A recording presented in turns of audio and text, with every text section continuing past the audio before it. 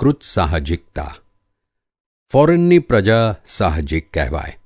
સાહજિક એટલે ના મારકણી ગાય હોય તો તેનું નાનું બચ્ચું શિંગડું ઝાલે તો એ ના મારે, ને મારકણી ગાય હોય તો નામે ના લે તો એ મારે. એ લોકોનું સાહજિક એવું હોય. એમને તમે લઈ જવા હોય તો તરત જ હા પાડે, ને ના પાડવાવાળો હોય તો તે ના પાડી દે, પણ જૂઠું બૂઠું ના બોલે. એમને બેઉ બાજુનું હોય, સીધા તો એકદમ સીધા, ને વાંકા તો એ બાજુ એટલા વળેલા. ભારતના લોકો તે અસહજ. હિન્દુસ્તાનમાં સાહજિકતા હતી, પણ તે સતયુગના કાળમાં. તે ખરેખર આદર્શ સાહજિકતા હતી. ભારતમાં પહેલા 4 વર્ગો પાળેલા હતા: બ્રાહ્મણ, ક્ષત્રિય, વૈશ્ય અને શૂદ્ર. તે ડેવલપમેન્ટ બતાવતું હતું. હવે તો ડેવલપમેન્ટ ટોપ પર ગયું. સુથારના દીકરા એટલા જ પાવરધા. સાહજિકતા એ કાળમાં પરિપૂર્ણ હતી. તે એટલું બધું ઊંચે ગયું હતું, તે ત્યાંથી ધીમે ધીમે નીચે ઉતરવા લાગ્યું.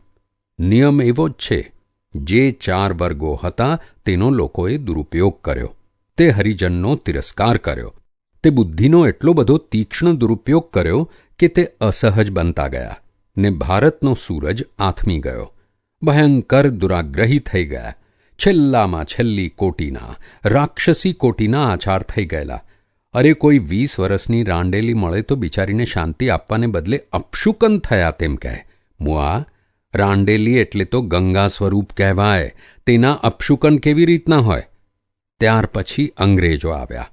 તેમની સહજતાનું મિશ્રણ થયું, એટલે અહીંના લોકોને કંઈક ઠંડક વળી. આ તો બધું એક્સેસ થઈ ગયું હતું, તેના પરિણામ હતા.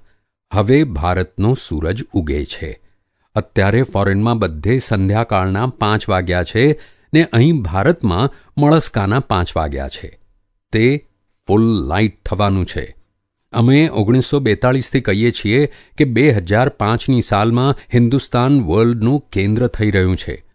પછી તો ફોરેનની પ્રજા અહીં ભણવા આવશે કે જીવન કેમ જીવવું, નોર્માલિટી કોને કહેવાય. તેઓ એટલા બધા અબવ નોર્મલ થઈ ગયા કે જીવન જીવતાંય ના આવડ્યું. ભૌતિક સુખો અપાર વધારી દીધા તો એ મુઆ રાતે ઊંઘની ગોળીઓ ખાઈને સૂઈ જાય છે. અલ્યા, ઝેર ખાઉં છું તું? એટલો બધો એક્સેસ થઈ ગયો કે ઊંઘ એ તો કુદરતી બક્ષિસ છે, તે ખોઈ બેઠો. આને જીવન કેમ કહેવાય? અલ્યા, ચંદ્ર સુધી પહોંચી ગયા, પણ તેમાં તારું શું વળ્યું? તારી ઊંઘવાની ગોળીઓ ખાવાની મટી.